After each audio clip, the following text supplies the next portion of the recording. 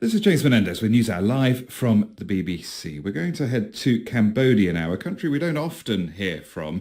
And that's despite Western countries and others pouring in billions of dollars to help Cambodians rebuild their institutions after the horrors of the Khmer Rouge regime of the 1970s, during which millions of people lost their lives.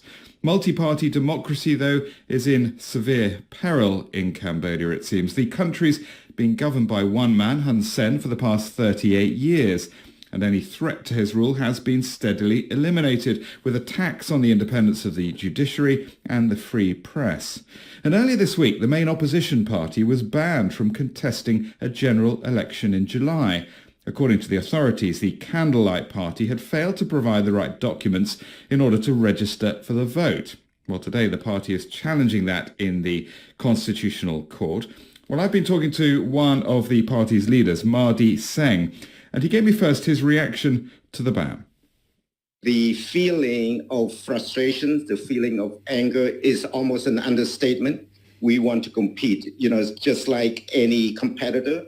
We have been preparing ourselves, and now as we're about to enter, they announce that we are disqualified or we are banned. Yeah. The accusation is that you didn't provide the right paperwork when registering for the election. Is that right?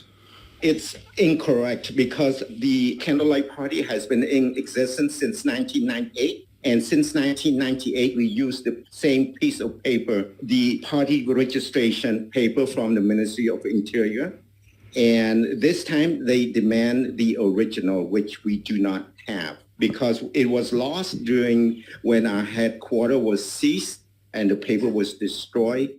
What does the decision, assuming that it stays as it is, what does it mean for the election and for democracy in Cambodia? It would be the final nail in the coffin for democracy.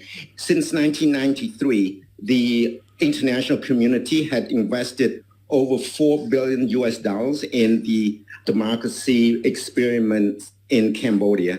And right now, it would be the end of it. And it's very sad. And I think that the international community has moral responsibility and also legal responsibility, because 19 countries like the US, England, France, Japan, all that, they signed the Paris Peace Agreement from 1991. So they are legally binding to be responsible to make sure that Cambodia would be a multi-party democracy, not a one-party state.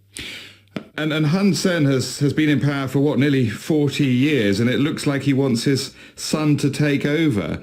Is it now dynastic rule in Cambodia? It appears that way, unless we can get into this election. And I think we would have a fair chance of doing fairly well, because historically we have been able to get up to about 30-40% of the vote, so we would be the only real competitor. And how worried are you about your safety and the safety of your colleagues in the party now? I am very concerned about my security, but at the same time, I just visit my sister, who is Cambodian-American lawyer, human rights defender, and she is sitting in prison right now. She has been in prison almost 11 months. She has 5 more years to go. And she reminded me this morning, be strong and courageous. Do not back down. That was Mardi Seng of Cambodia's Candlelight Party.